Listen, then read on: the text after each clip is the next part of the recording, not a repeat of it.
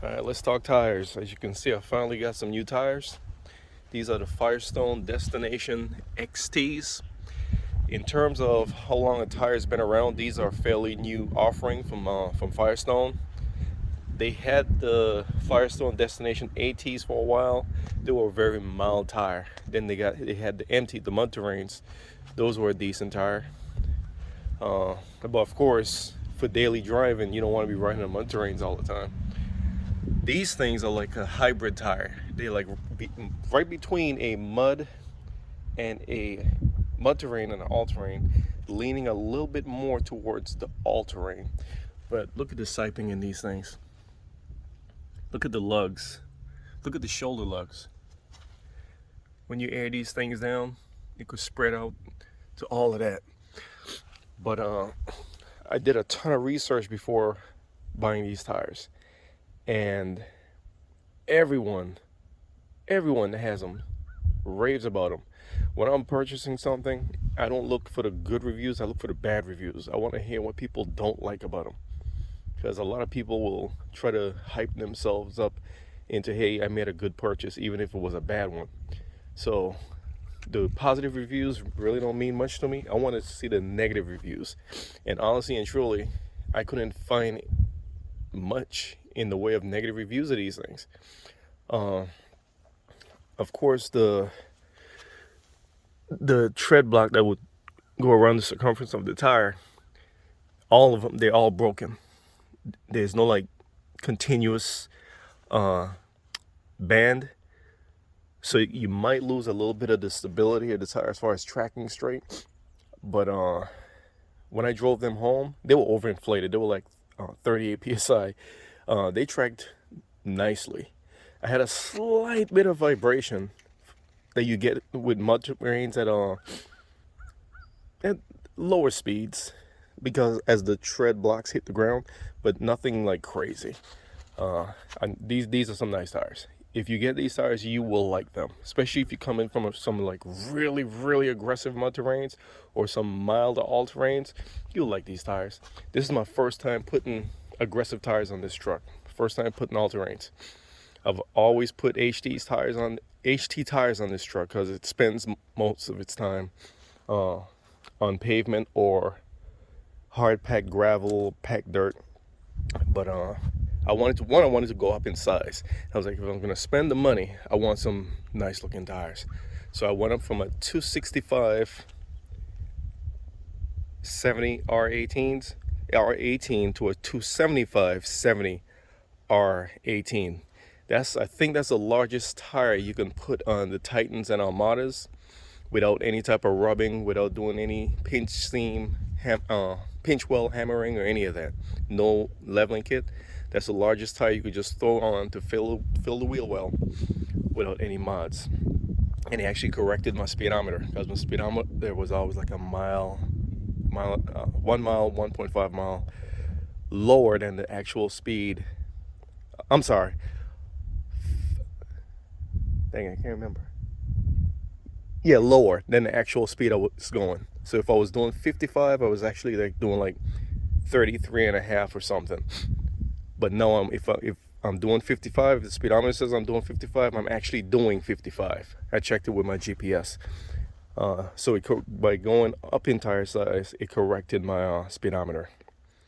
What else? Again, the siping in these things, the lugs, is just crazy. Look at that. Tire pressures. Of course, the sticker in the door sill, that really don't mean anything when you go up or down in tire size. So what I did was I went to the Firestone tire load and PSI chart, and you have to do some calculations. The old tire, the 265 70s at 35 psi, which was the factory recommended psi, the load per tire, the max load per tire is 2,601 pounds per tire. So I did some calculations.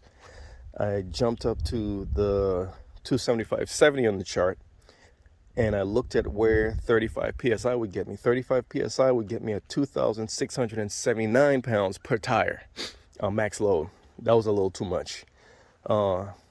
According to the chart, If I went to 32 psi with these tires, it would be at 2,535 per tire. You never want to go lower than the factory tires as far as the loading.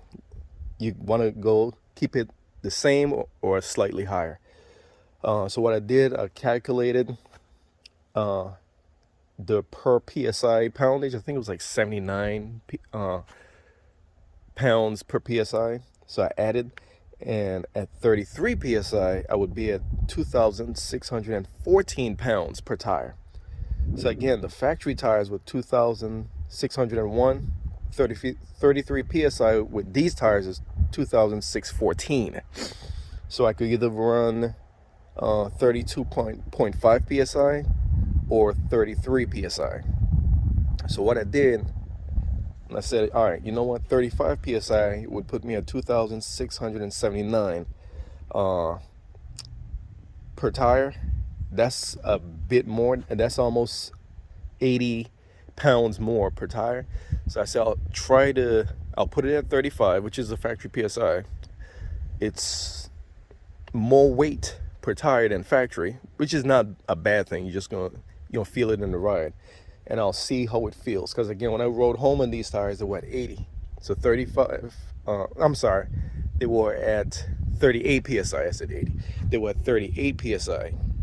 And they rode firm, not crazy firm, but they rode firm. I dropped it down to 35, and I'll see how it rides. And while I'm out, I'm stop at Dollar General, get me some chalk, and I'll do the chalk test where you rub a line of chalk across the thread block and see how the chalk wears off. But hopefully 35 will give me a decent ride. What else? That's about it with the tires right there. If you have any questions about the tires, please let me know in the comments. And if you want to ask a question, just ask a question. You don't have to like be a dick, like, ooh, you should have said this. That video was crap. Just ask a question. Hey, can you tell me more about this? Can you give me a close-up on this part of the tire? Something like that. Hey, as a matter of fact, the load rating, it's right there. See, it's 125, 122. 125 is single and 122 is duals, I think. All right, but that's the weight, and the speed rating is right there. But and they are, there it is. They are triple peak with the snowflake. So if you live somewhere that the law says you have to chain up under certain conditions, with these you don't have to chain up. These tires they satisfy with that mark. They satisfy the chain requirements. You don't have to chain them up. All right, but that's that. Let me show you the old tires. The old tires, I already started to cut them up because I'm going to use them as planters. The old tires had a lot of thread left on them. The main reason I could have gotten an easy year out of these tires, another year. The reason why I had to replace them was this tire.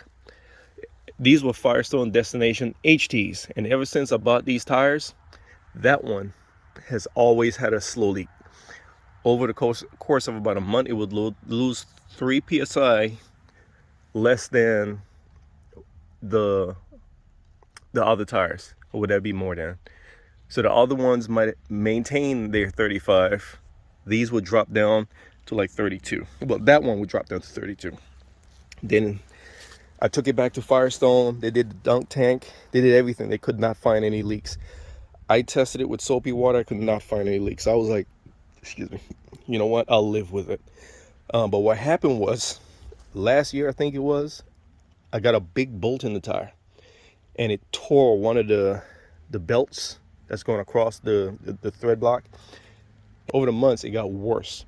So I plugged it, of course. But again, it would get worse. I had to put 2 plugs in, 3 plugs in, 4 plugs in. I was trying to be cheap. I was trying to save the tire.